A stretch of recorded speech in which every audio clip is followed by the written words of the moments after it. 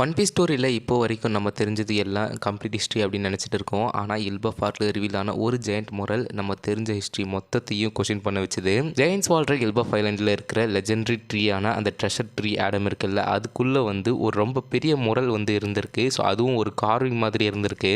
அதை நம்ம ஃப்ராங்கி தான் டிஸ்கவர் பண்ணியிருப்பாரு. ஸோ இந்த கார்விங் ஃபர்ஸ்ட் லுக்கு இது ஒரு சிம்பிள் ஆர்ட் ஒர்க் மாதிரி தான் தெரியும். ஆனால் இதில் இருக்கிற டீட்டெயில்ஸ் ஒவ்வொன்றும் அனலைஸ் பண்ணும்போது ஒன் பீஸ் வேர்ல்டில் உண்மையான ஹிஸ்ட்ரி இதில் ஹைட் ஆகியிருக்கு அப்படின்றது நல்லாவே புரியுது. இந்த முறையில் ஒரு மேசிவ் டிராகன், ரொம்ப advanced ancient civilization, flying machines, giant masters and mysterious god, டெவிலோட வார் அண்ட் ஏன்ஷியன் கிங்டம்ஸ்னு கவுண்ட்லெஸ் சீக்ரெட்ஸ் இருக்கு.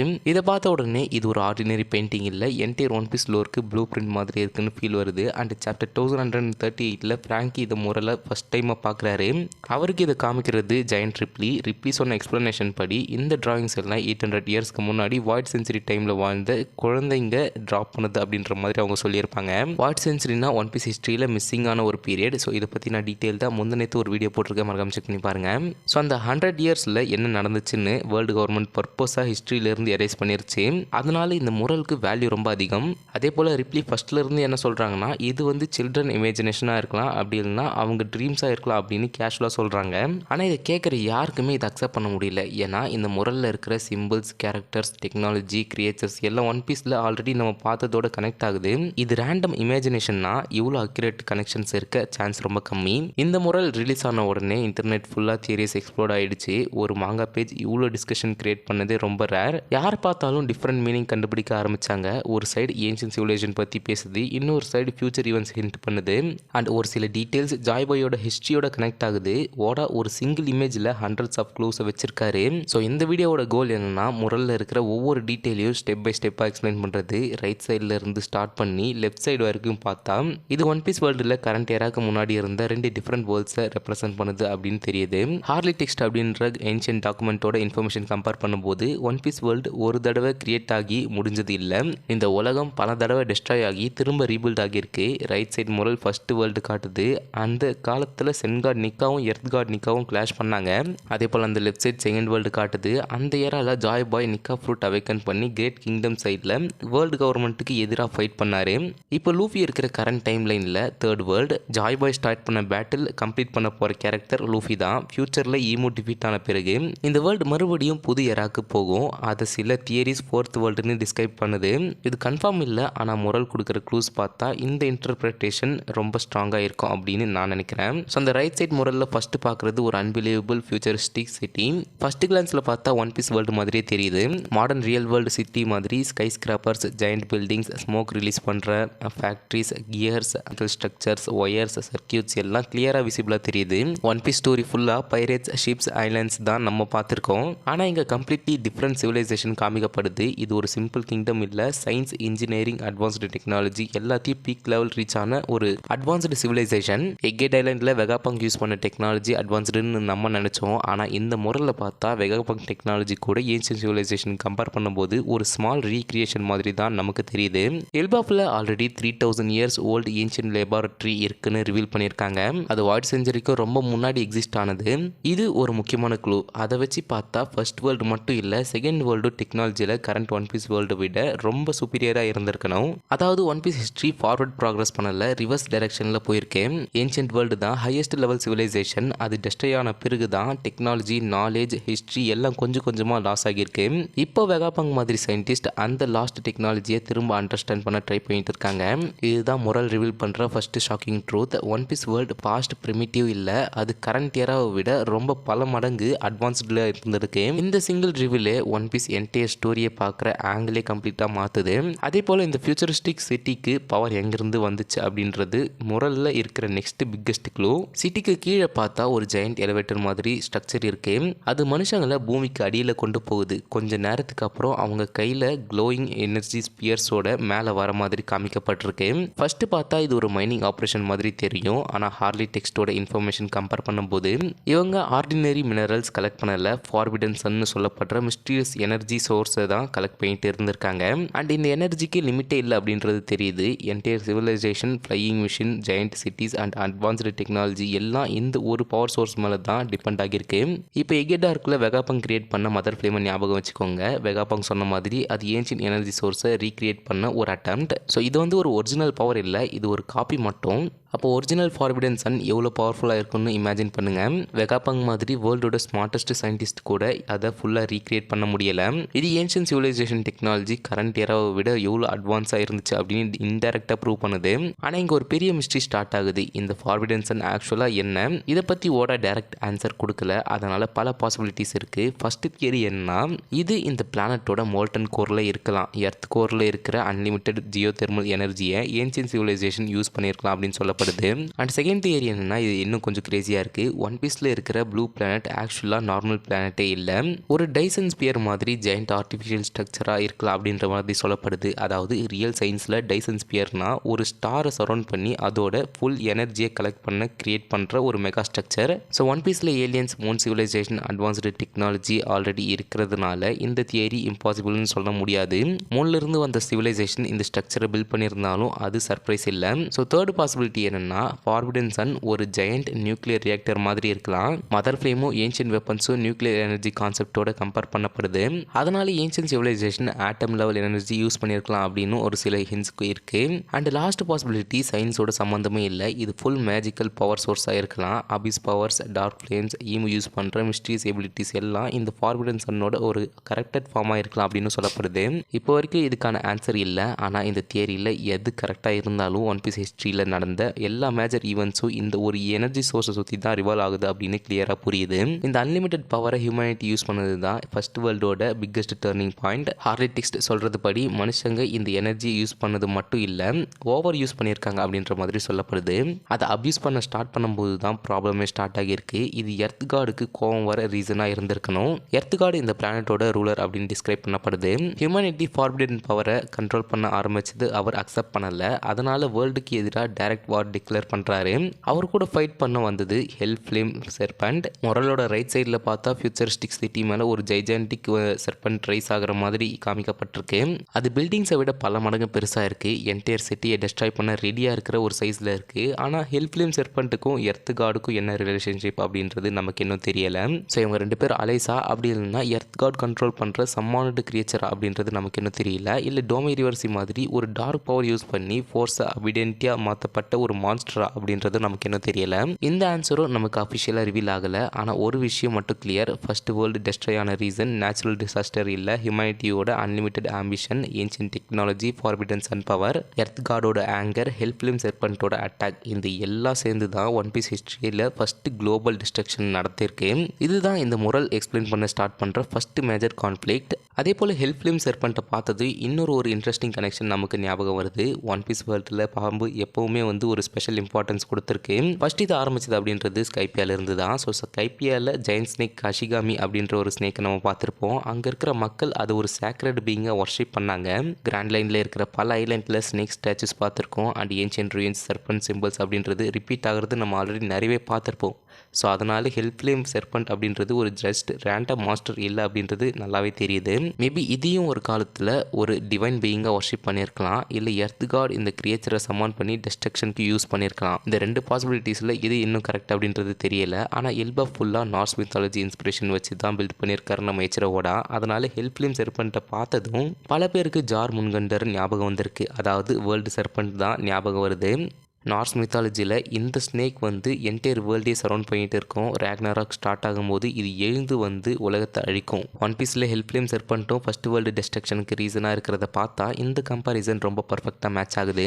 இதில் இருந்து இன்னொரு கிரேசி தியரி வந்திருக்கு. அதாவது ஒன் பீஸில் இருக்கிற ரெட் லைன் ஆக்சுவலாக ஒரு நேச்சுரல் கான்டினென்ட் இல்லாமல் ஹெல்ப்லேம் செர்பண்ட்டோட பாடியாக இருக்கலாம் அப்படின்னு சில தியரிஸ் சொல்லுது. இதை பற்றி நம்ம ஆல்ரெடி நிறையவே நம்ம டிஸ்கஸ் பண்ணியிருக்கோம். ரெட் லைன் என்டையர் பிளானட்டை ஒரு சர்க்கிள் மாதிரி சரௌண்ட் பண்ணுது. அதே மாதிரி ஜார்முகண்டரும் இந்த வேர்ல்டை சரௌண்ட் பண்ணுற ஒரு சர்பண்ட். லிட்டில் கார்டன் ஆர்க்கில் டாரியும் ராகியும் ரெட் லைனை பிளட் சோக்குடு சர்பண்ட்னு கம்பேர் பண்ணின டைலாக்கும் இந்த தியரிக்கு ஒரு சப்போர்ட்டை கொடுக்குது.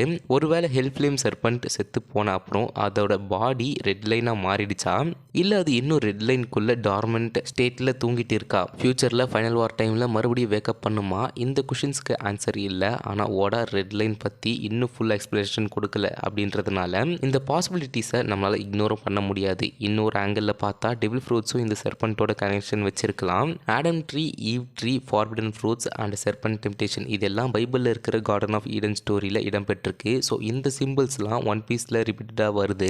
அதனால் டெவில் ஃப்ரூட்ஸ் ஆர்ஜினுக்கும் ஹெல்ப்லைம் செர்பன்ட்டுக்கும் ஒரு ஹிடன் கனெக்ஷன் ஷேர் பண்ணியிருக்கலாம் அப்படின்னு எனக்கு நிறைய தோணுது. உங்களுக்கு எப்படின்னு மறக்காம கமெண்ட் பண்ணுங்கள். ஆனால் ஹெல்ப்லைம் செர்பன்ட் அட்டாக் பண்ணுற ஆப்போசிட் சைடில் இருக்கிற கிரியேச்சர் தான் மொரலோட பிக்கெஸ்ட் சர்ப்ரைஸ். ரொம்ப நாளாக இந்த ஜெயண்ட் பிளாக் டிராகன் யாருன்னு எல்லாரும் கெஸ் பண்ணிட்டு இருந்தாங்க. ஃபர்ஸ்ட்ல இது சன் காட் நிக்கா தான் அப்படின்னு எல்லாரும் தியரி சொல்லிட்டு இருந்தாங்க.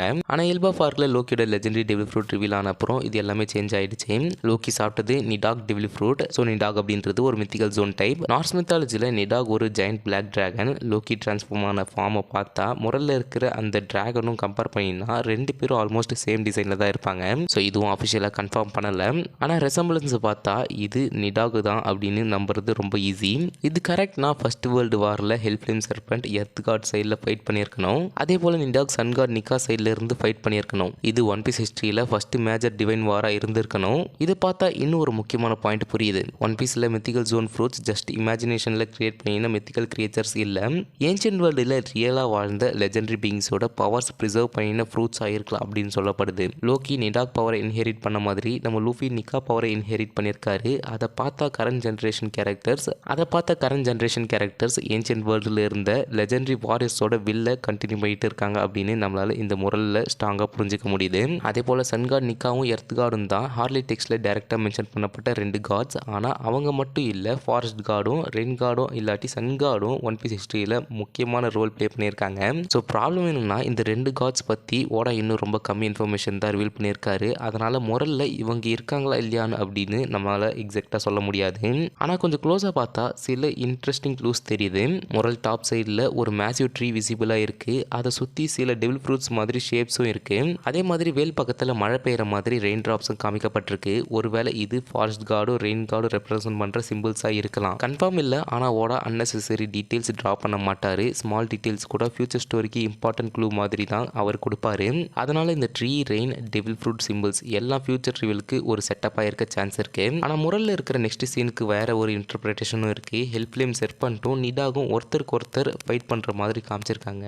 லைக் அந்த மாதிரி தான் தெரியுது. ஆனால் ஃபயர் பிரீத் கொலைட் ஆகிற ஆங்கிளில் கொஞ்சம் டிஃப்ரெண்ட் பெர்ஸ்பெக்டிவ்ல பார்த்தா ரெண்டு பேரும் சேர்ந்து ஒரே டார்கெட் அட்டாக் பண்ணுற மாதிரி தெரியுது. அந்த டார்கெட் என்னன்னா ஸ்கையில் ஃப்ளை பண்ணுற ஒரு ஜெயண்ட் ஃப்ளையிங் ஷிப். இது நார்மல் ஷிப் மாதிரி இல்லை. ஷேப்பை பார்த்தா ஸ்கைபியா ஆர்க்கில் என்எல் பில்ட் பண்ணினா ஆர்க் மேக்ஸிமமோட ஆல்மோஸ்ட் சேம் டிசைன் மாதிரி இருக்கு. ஃப்ளையிங் ஸ்ட்ரக்சர், மெக்கானிக்கல் பாடி, லைட்னிங் பவர்ஸ் எல்லாம் சேம் பேட்டர்னில் இருக்குது. அதனால் பல தியரிஸ் இந்த flying object actual ancient weapon Uranus தான் அப்படின்னு சொல்லுது. ஸோ 3 ஏன்ஷியன்ட் வெப்பன்ஸில் பொசைடான் அண்ட் ப்ளூட்டான் பற்றி நமக்கு கொஞ்சம் இன்ஃபர்மேஷன் இருக்குது. ஆனால் யுரேனஸ் பற்றி ஆல்மோஸ்ட் ஒன்றுமே தெரியாது. கிரீக் மித்தாலஜியில் யுரேனஸ்னா ஸ்கை காட், அதனால் ஃப்ளையிங் வெப்பனாக இருக்குன்னு ஃபேன்ஸ் ரொம்ப நாளாக கெஸ் பண்ணிட்டு இருக்காங்க. அண்ட் இப்போ முரலில் இருக்கிற இந்த ஃப்ளையிங் ஷிப் அந்த தியரிக்கு ரொம்ப ஸ்ட்ராங்காக சப்போர்ட் கொடுக்குது. இந்த ஷிப்பில் இருந்து ஒரு மேசிவ் லைட்னிங் பிளாஸ்ட் கீழே ஃபயர் ஆகுது. அதை பார்த்ததும் என்எல் இமிடியேட்லி ஞாபகம் வராரு. ஸ்கைபியாவில் ஆர்க் மேக்ஸிமம் யூஸ் பண்ணி லைட்னிங் பவரை பல மடங்கு இன்க்ரீஸ் பண்ணினாரு. அந்த அட்டாக் ஸ்டைலும் முரலில் காமிக்கப்பட்டிருக்க இந்த லைட்னிங்கும் ரொம்ப சிமிலராக இருக்கு. இது கோயின்சிடன்ஸாக இருக்க சான்ஸ் ரொம்ப கம்மி. என்எல் புர்கா ஐலண்டில் இருந்து வந்தவர். புர்கா ஐலண்டில் இந்த ஏன்ஷியன்ட் பிளான்ஸ் பேஸ் பண்ணி தான் ஆர்க் மேக்ஸிமம் பில்ட் பண்ணுறாரு. அப்படி தான் அந்த ஸ்டோரியை ஹிண்ட் கொடுத்துருக்கு. இன்னும் இன்ட்ரெஸ்டிங் பாயிண்ட் என்னன்னா என்எல் 3க்கு போய் டிஸ்கவர் பண்ணின ஏன்ஷியன்ட் சிட்டிக்கும் புர்கா தான் பெயர். ஸோ இதை பார்த்தா இந்த original ark maximum design moon civilization டெக்னாலஜில இருந்து வந்திருக்கலாம். என்எல் அதை ரீக்ரியேட் பண்ணியிருக்க சான்ஸ் இருக்கு. ஒருவேளை முரல்ல இருக்கிற ஃப்ளையிங் ஷிப் ஒரிஜினல் யுரேனஸ்னா என்எல் அன்னோயிங்லி அதை காப்பி பண்ணியிருக்காரு. இது உண்மைனா ஸ்கைபியா ஆர்க் நம்ம நினைச்சதை விட ரொம்ப பெரிய இம்பார்ட்டன்ஸ் வச்சிருக்கோம். ஃபர்ஸ்ட் பார்த்தா இது ஒரு சைடு அட்வென்ச்சர் மாதிரியான தெரிஞ்ச ஒரு ஆர்க். ஆனால் இப்போ ஆக்சுவலாக இதை பார்த்தா ஒன் பீஸில் லோருக்கு ஒரு ஃபவுண்டேஷன் கொடுத்த ஒரு ஆர்க்காகவே இருக்கு இப்போ. ஸோ ஓடா பிகினிங்ல இருந்தே ஃபியூச்சர் ஸ்டோரிக்கு க்ளூஸ் வச்சிருக்காரு அப்படின்றது இதில் மறுபடியும் ப்ரூவ் ஆகுது. அண்ட் அந்த ஃப்ளையிங் ஷிப்புக்கு மேலே முரலில் ரொம்ப பெருசாக மூன் ட்ரா பண்ணியிருக்காரு நம்ம எச்சரோட. ஃபர்ஸ்ட் கிளான்ஸில் இது பேக்ரவுண்ட் டீட்டெயில் மாதிரி தெரியும். ஆனால் ஒன் பீஸ் ஸ்டோரி ஃபாலோ பண்ணுறவங்களுக்கு இது ரொம்ப இம்பார்ட்டன்ட் க்ளூ. ஓடா மூனை இவ்வளோ ஹைலைட் பண்ணுறதுக்கு ஒரு ரீசன் இருக்குது. ஒன் பீஸ் வேர்ல்டு ஹிஸ்ட்ரியில் மூனுக்கு ரொம்ப பெரிய கனெக்ஷன் இருக்குது. அது எஸ்பெஷலி என்எல் கவர் ஸ்டோரியில் படித்தவங்களுக்கு நல்லா புரியும். என்எல் ஸ்கைபியா விட்டு ஆர்க் மேக்ஸிமம் யூஸ் பண்ணி மூனுக்கு போன அப்புறம் அங்கே ஒரு ஏன்ஷியன்ட் சிவிலைசேஷன் டிஸ்கவர் பண்ணினாரு. அங்கே விங்டு ரேசஸோட ஆன்சஸ்டர்ஸும் எலக்ட்ரிசிட்டியில் ஒர்க் பண்ணுற ஆட்டோமேட்டா ரோபோட்ஸும் இருந்தது ரிவீல் ஆச்சு. அனிமே மட்டும் பார்த்தவங்களுக்கு இது தெரியாமல் இருக்கலாம். ஆனால் மாங்கா ரீடர்ஸ்க்கு இது ஒன் பீஸ் லோரில் ஒரு முக்கியமான இன்ஃபர்மேஷன். மூணில் ஆல்ரெடி ஹைலி அட்வான்ஸ்டு சிவிலைசேஷன் இருந்ததுன்னா ஒன் பீஸ் வேர்ல்டில் இருக்கிற டெக்னாலஜி எங்கிருந்து வந்துச்சுன்ற கொஷனுக்கு அது ஒரு பாசிபிள் ஆன்சர் கொடுக்குது. முரல்ல மூணு சென்டர் ஃபோக்கஸில் வச்சிருக்கிறதுனால ஃபியூச்சர் ஸ்டோரியில் மூன் இன்னும் முக்கியமான ரோல் ப்ளே பண்ண போகுது அப்படின்னு ஸ்ட்ராங்காக ஹிண்ட் கொடுக்குது. மூன் சிவிலைசேஷன் பற்றி பேசும்போது விங்டு ரேசஸை இக்னோர் பண்ண முடியாது. ஸ்கைப்பியன்ஸ், ஷாண்டியன்ஸ், பிர்கன்ஸ் எல்லாரும் மூன்லேருந்து ப்ளூ பிளானட்டுக்கு வந்தவங்கன்னு எனல் கவர் ஸ்டோரியில் கன்ஃபார்ம் பண்ணியிருக்காங்க. ஆனால் அங்கே ஒரு ஸ்டேஞ்ச் டீட்டெயில் இருந்தது. மூன் முரல்ல ஒயிட் விங்ஸ் இருக்கிற ரேசஸ் தான் இருந்தாங்க.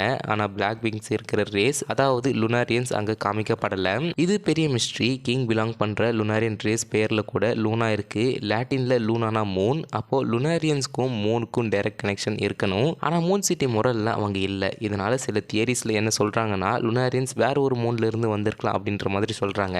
அப்படி இல்லைனா ஒன் பீஸ் வேர்ல்டில் ஒரே மூன் இல்லாமல் மல்டிபிள் மூன்ஸ் இருந்திருக்கலாம் அப்படின்ற மாதிரி சொல்லப்படுது. இந்த ஐடியாவுக்கு சப்போர்ட்டாக ஒஹாரா லைப்ரரியில் காமிக்கப்பட்டிருந்த அந்த சோலார் சிஸ்டம் மாடல் இருக்கு. அந்த மாடலில் ஒன் பீஸ் பிளானட்டை சுற்றி பல செலஸ்டியல் பாடிஸ் ரிவால்வ் பண்ணுற மாதிரி காமிக்கப்பட்டிருக்கு. இது ரியல் வேர்ல்டு சோலார் சிஸ்டம் மாதிரி இல்லை. அதனால ஒன் பீஸ் யூனிவர்ஸ் நம்ம எர்த் மாதிரி சிம்பிள் ஸ்ட்ரக்சர் இல்லைன்னு புரியுது. So moon, space civilization, Lunarians, ancient kingdom, advanced technology, இது எல்லாம் ஒரே ஹிஸ்ட்ரியோட டிஃப்ரெண்ட் பீசஸாக கனெக்ட் ஆகிற மாதிரி ஸ்லோலி ரிவீல் ஆகிட்டே இருக்கு. ஸோ இதை பற்றி உங்களோட தாட்ஸை மறக்காம கமெண்ட் பண்ணுங்கள். இப்போ முரல் மிடில் செக்ஷனுக்கு வந்த உடனே இன்னும் ஒரு ஷாக்கிங் ஃபிகர் தெரியுது. ஃபஸ்ட்டு பார்த்த உடனே அது ஈமு மாதிரி தான் தெரியும். பிளாக் ஷிலோ head body, long crown, mysterious appearance. Current ஸ்டோரியில் ஈமு எப்படி இருக்காரு அப்படின்றது அதே டிசைன். ஆனால் இங்கே ஒரு பெரிய ப்ராப்ளம் இருக்குது. என்ன அப்படின்னு பார்த்தீங்கன்னா, முரல் ரைட் சைடில் ஃபர்ஸ்ட் வேர்ல்டு ரெப்ரசென்ட் பண்ணுதுன்னா அந்த டைமில் நெரோனா ஈமு எக்ஸிஸ்ட் பண்ணியிருக்க சான்ஸே இல்லை. வேர்ல்டு கவர்மெண்ட் ஃபார்ம் ஆகுறதுனா செகண்ட் வேர்ல்டு முடியிற டைமில் தான். அப்போ ஃபர்ஸ்ட் வேர்ல்டு முரலில் ஈமு எப்படி வருவாங்க? ஸோ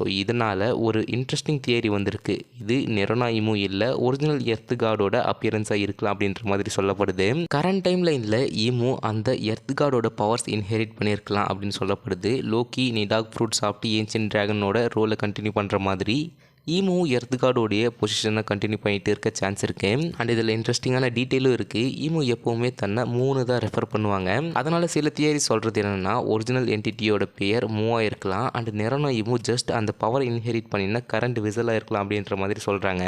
ஆனால் இதுவும் அஃபிஷியலாக கன்ஃபார்ம் ஆகலை. ஆனால் முரலில் காமிக்கப்பட்டிருக்கிற king like figure earth god டிஸ்கிரிப்ஷனோட இது நல்லா மேட்ச் ஆகுது. ஓட டேரெக்டாக ஆன்சர் கொடுக்காம க்ளூஸை மட்டும் ட்ராப் பண்ணிட்டு மிஸ்ட்ரியை பில்ட் பண்ணுற ஸ்டைலுக்கு இது இன்னும் ஒரு பர்ஃபெக்ட் எக்ஸாம்பிள். அதே போல் இந்த மிஸ்டீரியஸ் கிங் லைக் ஃபிகர் ஒரு ஜெயண்ட் எலிஃபென்ட் மேலே உட்காந்து இருக்கிற மாதிரி முரலில் காமிக்கப்பட்டிருக்கு. அண்ட் அந்த எலிஃபெண்ட்டை பார்த்ததும் ஆல்மோஸ்ட் எல்லா ஒன் பீஸ் ஃபேன்ஸுக்கும் ஒரே ஒரு கேரக்டர் தான் ஞாபகம் வந்திருக்கும். அந்த கேரக்டர் தான் ஜுனிஷா. இப்போ வரைக்கும் ஸ்டோரியில் பார்த்தா பிக்கஸ்ட் லிவிங் கிரியேச்சர் ஜுனிஷா தான். அண்ட் 1000 இயர்ஸாக கடல் கடந்து அண்ட் அந்த கடலில் நடந்துட்டு இருக்கிற இந்த ஜெயண்ட் எலிஃபெண்ட் ஜாய்பாயோட க்ளோஸ் கம்பானியன் அப்படின்றது நமக்கு ஆல்ரெடி தெரியும். லூஃபி கியர் 5 அவைக்கன் பண்ணும்போது ஜாய்பாய் ஹார்ட் பீட்டை ஃபஸ்ட்டு ரெக்கக்னைஸ் பண்ணது நம்ம ஜுனிஷா தான். அதன் மூலிமா ஜுனிஷாவுக்கு ஜாய்பாயை பர்சனலாக தெரியும் அப்படின்றது கன்ஃபார்ம் பண்ணப்படுது.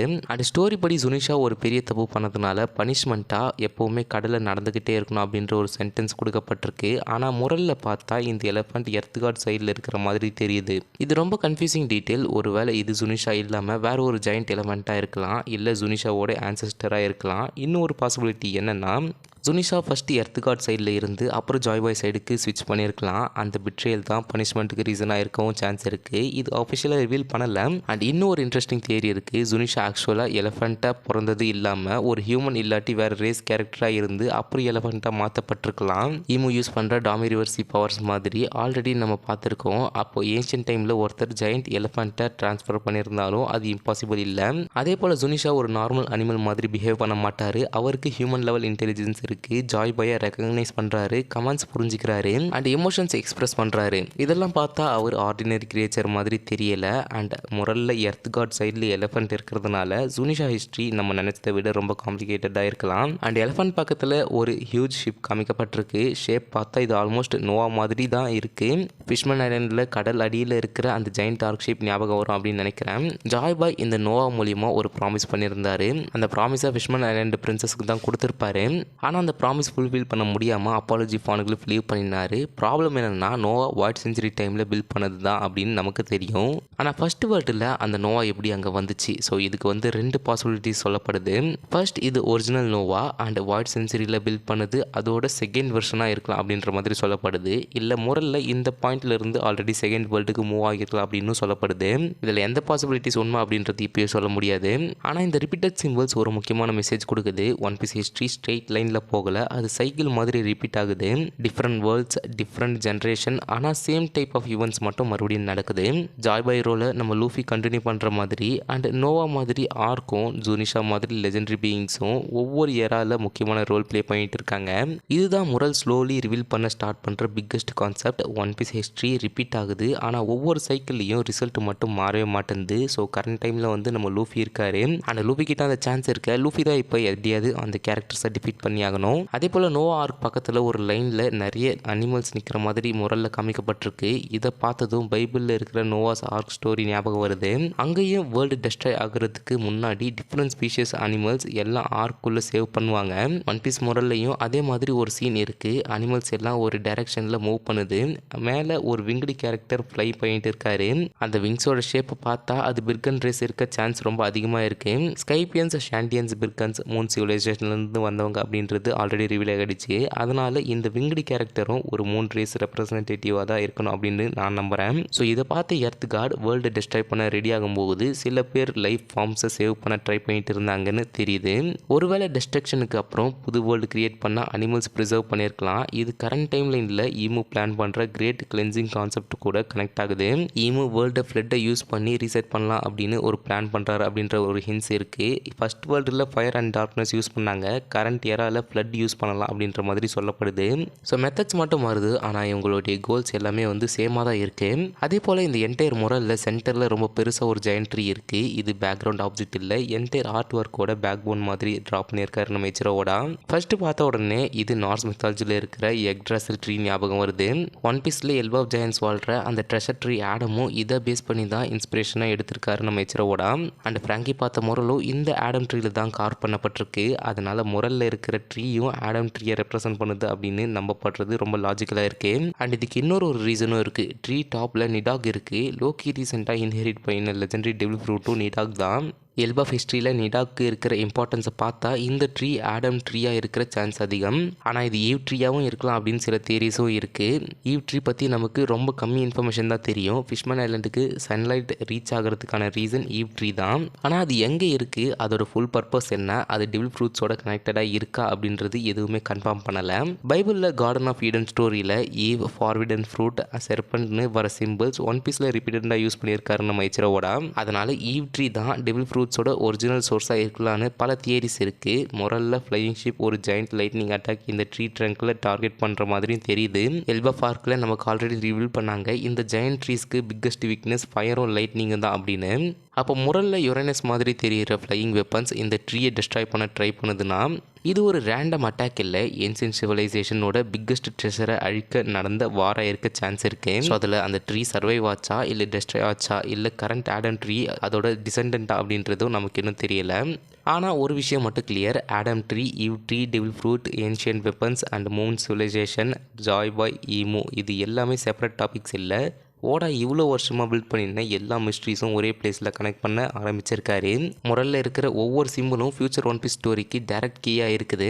அண்ட் முரலில் இன்னும் கொஞ்சம் க்ளோஸாக பார்த்தா ட்ரீ பிரான்ச்சஸ் ஃபுல்லாக சின்ன சின்ன கேரக்டர்ஸ் ஃபைட் பண்ணுற மாதிரி காமிச்சிருப்பாங்க. ஃபஸ்ட்டு பார்க்கும்போது இது ரேண்டம் வாரியர்ஸ் மாதிரி தெரியும், ஆனால் ஒவ்வொரு கேரக்டரும் டிஃப்ரெண்ட் ரேசஸ் ரெப்ரசென்ட் பண்ணுற மாதிரி இருக்குது. Giants, normal humans, winged races, fishman and giant அனிமல்ஸ்னு பல ஸ்பீஷிஸ் ஒரே பேட்டில் ஃபீல்டில் இருக்காங்க. இது ஒன் பீஸ் வேர்ல்டில் இருக்கிற எல்லா ரேசஸும் ஒரு காமன் எனிமிக்கு எதிராக சண்டை போடுற மாதிரி காமிச்சிருப்பாங்க. அந்த கரண்ட் ஸ்டோரியில் லூஃபி சைடில் giants, samurai, fishman, minks, buccaneers, revolutionaries, பைரட்ஸ்னு டிஃப்ரெண்ட் குரூப் ஸ்லோலி ஜாயின் ஆகிற மாதிரி நம்ம பார்த்துட்டு இருக்கோம். அண்ட் முரலில் பார்த்தா இது ஃபஸ்ட் டைம் நடக்கிற அலையன்ஸ் மாதிரி தெரியல. ஏன்ஷியன்ட் வேர்ல்டுலேயும் இதே மாதிரி ஒரு மேசிவ் அலையன்ஸ் ஃபார்ம் ஆகி இருந்திருக்கு. டிஃப்ரென்ஸ் என்னென்னா அப்போ லீடர் ஜாய் பாய் இல்லாட்டி ஒரிஜினல் சன்கார்ட் நிக்கா, இப்போ அதே ரோலை லூஃபி கண்டினியூ பண்ணிட்டு இருக்காரு. அதனால லூஃபியோட ஜர்னி ஒரு புது ஸ்டோரி இல்லை, ஆல்ரெடி நடந்த ஹிஸ்ட்ரி மறுபடியும் ரிப்பீட் ஆகுது. ஆனால் இந்த தடவை ரிசல்ட் மட்டும் மாறியாகிறது முக்கியம். அப்படியே முரல் லெஃப்ட் சைடுக்கு மூவ் பண்ணும்போது இன்னும் ஒரு ஷாக்கிங் டீட்டெயில் தெரியுது. ஒரு ஜெயண்ட் வேல் கிளியராக ட்ரா பண்ணியிருக்காரு நம்ம இச்சிரோவோட. ஒன் பீஸில் வேல்னா உடனே லபூன் ஞாபகம் எல்லாருக்கும் வரும். ஆனால் இது லபூன் இல்லை, இது ஏன்ஷியன்ட் வேர்ல்டில் இருந்த ஜெயண்ட் வேல் ஸ்பீஷியஸை ரெப்ரசென்ட் பண்ணுது. அண்ட் வேல் பக்கத்தில் சி ஃபுல்லாக வேவ்ஸ் இருக்கிற மாதிரி இருக்குது. அண்ட் ரெயின், வாட்டர் இந்த மாதிரி சிம்பிள்ஸ்லாம் இருக்குது. இது ஹார்லி டெக்ஸ்டோட கம்பேர் பண்ணும்போது ஒரு கனெக்ஷன் கிடைக்குது. செகண்ட் வேர்ல்டில் சி காட் அவரோட கோவத்தால் இந்த வேர்ல்டுக்கு ஃப்ளட்டை கொடுத்தாரு ஸ்டார் அப்படின்ற மாதிரி மென்ஷன் பண்ணப்படுது. அப்போ இந்த வேல் சீ காடோட சிம்பிளாக இருக்கலாம் அப்படின்னு சொல்லப்படுது. அப்போ இன்னொரு இன்ட்ரெஸ்டிங் பாயிண்ட் என்னன்னா, ஃபிஷ்மேன் ஐலாண்ட் ப்ராஃபஸி படி லூஃபி ஒரு நாள் ஐலாண்டை டிஸ்ட்ராய் பண்ணுவார். அதாவது அந்த ஃபிஷ்மேன் ஐலாண்டை டிஸ்ட்ராய் பண்ணுவார். அதே டைமில் நோ ஆர்க் யூஸ் பண்ணி ஃபிஷ்மேன் எல்லாரையும் சர்ஃபேஸ்க்கு மூவ் பண்ணுவார் அப்படின்ற மாதிரி சொல்லுவாங்க. இந்த ஈவெண்ட்ஸ் எல்லாம் ஃப்ளட் கான்செப்டோட கனெக்ட் ஆகுது. ஒருவேளை சீ காட் கிரியேட் பண்ண பெரிய ஃப்ளட் ஃபியூச்சரில் மறுபடியும் நடக்க வாய்ப்பு இருக்கு. ஆனால் இந்த தடவை அது டிஸ்ட்ரக்ஷனுக்கு இல்லை, பழைய வேர்ல்டு முடிஞ்சு புது வேர்ல்டு ஸ்டார்ட் ஆகிறதுக்கான ஒரு ரீசனாக இருக்க சான்ஸ் இருக்கு. ஒன் பீஸில் கடல் எப்பவுமே ஃப்ரீடமோட சிம்பிள், ஆனால் அதே சி வேர்ல்டு ரீசெட் பண்ண யூஸ் ஆகிற பவராக கூட இருக்கலாம்னு முரல் ஹிண்ட் கொடுக்குது. அண்ட் இந்த முரலில் லாஸ்ட்டாக ஹைலைட் பண்ண வேண்டிய முக்கியமான விஷயம் என்னன்னா, ஓட டைரக்ட் ஆன்சர்ஸ் கொடுக்கல, அவர் கொஷின்ஸ் தான் கொடுத்துருக்காரு. யார் எர்த் காட், ஹெல்ஃப்ளேம் செர்பன்ட் என்ன, நிலாவோட ஆக்சுவல் ரோல் என்ன, யுரேனஸ் ஃப்ளையிங் ஷிப்பா, மூன் சிவிலைசேஷன் எப்படி ஏன்ஷியன்ட் கிங்டமோட கனெக்டடாக இருக்குது, and Adam tree, Eve tree, devil fruits எல்லாம் ஒரே ஆரிஜின் ஷேர் பண்ணுதா, ஜுனிஷா பனிஷ்மெண்ட்டுக்கு ரியல் ரீசன் என்ன, இந்த கொஷின்ஸ் எல்லாத்துக்கும் ஆன்சர் ஃபியூச்சர் சாப்டரில் தான் வரும். ஆனால் ஒரு விஷயம் இப்போவே clear, One Piece ending just One Piece treasure கண்டுபிடிக்கிறது பற்றி மட்டும் இருக்க போகிறது இல்லை. Entire world history, void century, ancient kingdom, Joy Boy, Imu, gods, ancient weapons, moon civilization, devil fruits, இவ்வளோ நாள் செப்பரேட் மிஸ்டீரியஸ்னு நினச்ச எல்லா பீஸும் இப்போது ஒரே பர்சனில் ஜாயின் ஆகுது. அதில் இந்த எல்ப் ஆஃப் மொரல் ஜஸ்ட் ஒரு ஸ்டார்டிங் பாயிண்ட் மட்டும்தான். இந்த மொரல் கம்ப்ளீட் மீனிங் நமக்கு புரியற நாள் தான் ஒன் பீஸ் வேர்ல்டோட உண்மையான ஹிஸ்ட்ரியும் ஃபைனல் வாரோட ரீசனும் லூஃபி எப்படி இந்த வேர்ல்டை சேஞ்ச் பண்ண போகிறாரு அப்படின்றதும் ஃபுல்லாக ரிவீல் ஆகும். இதுதான் ஓடா இவ்வளோ வருஷமாக வில் பண்ணியிருந்த பிக்கஸ்ட் மிஸ்ட்ரி. அது இப்போ ஃபைனலி நம்ம முன்னாடி ஓப்பன் ஆக ஆரம்பிச்சிருக்கு. ஸோ இதை பற்றி உங்களோட தாட்ஸை மறக்காமல் கமெண்ட் பண்ணுங்கள். கண்டிப்பாக இந்த ஒரு வீடியோ பிடிச்சிருக்குன்னு நினைக்கிறேன். அங்கங்கே கொஞ்சம் இருப்பேன்னு நினைக்கிறேன், பிகாஸ் எனக்கு உடம்பு சரியாதனால கரெக்டாக பேச முடியல. ஸோ அதை அட்ஜஸ்ட் பண்ணி பார்த்ததுக்கு ரொம்ப நன்றி. அண்ட் இந்த வீடியோவை மறக்காமல் உங்கள் ஃப்ரெண்ட்ஸுக்கு ஷேர் பண்ணுங்கள். இந்த முறையில் இவ்வளோ விஷயம் இருக்குது அப்படின்றத மறக்காமல் சொல்லி அவங்களுக்கு ஷேர் பண்ணி விடுங்க. ஸோ நாளைக்கு இதே மாதிரி ஒரு வீடியோவில் உங்களை வந்து மீட் பண்ணுறேன். Until then stay tune.